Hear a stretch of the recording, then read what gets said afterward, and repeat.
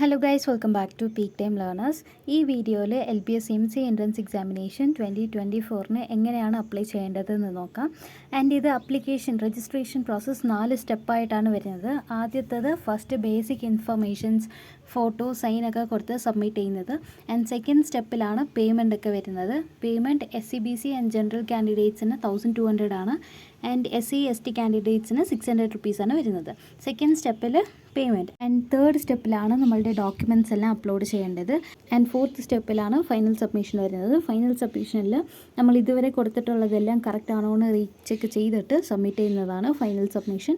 And final submission കൊടുത്തു കഴിഞ്ഞാൽ നമ്മളുടെ ആപ്ലിക്കേഷൻ സക്സസ്ഫുള്ളി സബ്മിറ്റ് ആയെന്നാണ് മീനിങ്. ആൻഡ് ഇത് May 3 ആണ് സ്റ്റാർട്ട് ചെയ്തേക്കുന്നത്. May 3, 2024. June 2 വരെ നമുക്കിതിൽ ഓൺലൈനായിട്ട് പേയ്മെൻറ്റ് ചെയ്യാനുള്ള ഓപ്ഷൻ കാണും. ആൻഡ് June 3 ആണ് ഫൈനൽ സബ്മിഷൻ ചെയ്യാനുള്ള ലാസ്റ്റ് ഡേറ്റ്. അപ്പോൾ ഇതിനിടയ്ക്ക് നമ്മൾ എപ്പോൾ വേണമെങ്കിലും രജിസ്ട്രേഷൻ ചെയ്യാം.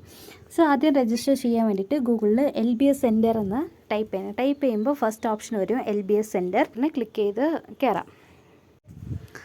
മാസ്റ്റർ ഓഫ് കമ്പ്യൂട്ടർ ആപ്ലിക്കേഷൻ എന്നൊരു ഓപ്ഷൻ കാണും ഇതിൽ വരുമ്പോൾ, അവർ ഹൈലൈറ്റ്സ് എന്ന് പറഞ്ഞ്. അപ്പോൾ അത് ക്ലിക്ക് ചെയ്തിട്ട് നമ്മൾ ഓൾറെഡി രജിസ്റ്റേർഡ് യൂസേഴ്സ് ആണെങ്കിൽ ഇത് കയറി ലോഗിൻ ചെയ്യാൻ പറ്റും. അല്ലെങ്കിൽ 3 ലൈൻസ് ഉണ്ടല്ലോ, അതിൽ കയറി രജിസ്റ്റർ നൗ കൊടുക്കണം. രജിസ്റ്റർ നൗ കൊടുത്തിട്ട് നമ്മളുടെ basic details, student name, date of birth, email address, phone number, പിന്നെ ഒരു പാസ്വേഡ് സെറ്റ് ചെയ്യണം. പിന്നെ അതിലുള്ള ക്യാപ്ച ടൈപ്പ് ചെയ്ത് രജിസ്റ്റർ ചെയ്താൽ നമുക്ക് രജിസ്റ്റർ ആവും. ഇത് നമ്മൾ രജിസ്റ്റർ ചെയ്യുമ്പോൾ നമ്മളിവിടെ ഏത് മൊബൈൽ നമ്പറാണോ കൊടുത്തിരിക്കുന്നത് ആ മൊബൈൽ നമ്പറിലോട്ട് ഒരു രജിസ്ട്രേഷൻ ID വരും. ആ ID വെച്ചിട്ടാണ് ലോഗിൻ ചെയ്യേണ്ടത്. നമ്മളിത് രജിസ്റ്റർ ചെയ്ത് കഴിയുമ്പോൾ ലോഗിൻ പേജിലോട്ടാണ് റീഡയറക്റ്റ് ചെയ്യുന്നത്. അവിടെ വന്നിട്ട് നമുക്കിപ്പോൾ മെസ്സേജ് വന്ന ആ രജിസ്ട്രേഷൻ ID പിന്നെ പാസ്വേഡ് ഇട്ട് ലോഗിൻ ചെയ്യണം. പിന്നെ ക്യാപ്ച കൊടുക്കണം. നമ്മൾ ലോഗിൻ ചെയ്ത് വരുമ്പോൾ ഇങ്ങനത്തെ ഒരു പേജിലോട്ടാണ് റീഡയറക്റ്റ് ചെയ്യുന്നത്. ഇതിൽ നമ്മളുടെ name, date of birth, email, number ഇതെല്ലാം ഓൾറെഡി അതിൽ തന്നെ ഫില്ലായി കാണും.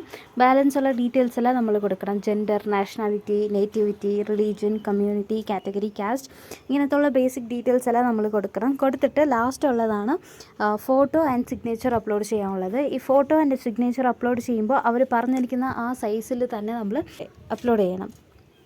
ഫോട്ടോയ്ക്ക് അവർ പറഞ്ഞിരിക്കുന്ന സൈസാണ് image width 150 pixel and height 200 pixel, maximum uploaded file 100 KB. And സിഗ്നേച്ചറിനുള്ളതാണ് image width 150 pixel, height 100 pixel, maximum uploaded file size 100 KB. ഇതിൽ അവർ പറഞ്ഞിരിക്കുന്ന സൈസിൽ തന്നെ നമ്മൾ അപ്ലോഡ് ചെയ്യണം. അല്ലെങ്കിൽ അത് അക്സെപ്റ്റ് ചെയ്യത്തില്ല അവർ. നമ്മൾ പിന്നെയും സൈസ് ചേഞ്ച് ചെയ്ത് അപ്ലോഡ് ചെയ്യേണ്ടി വരും.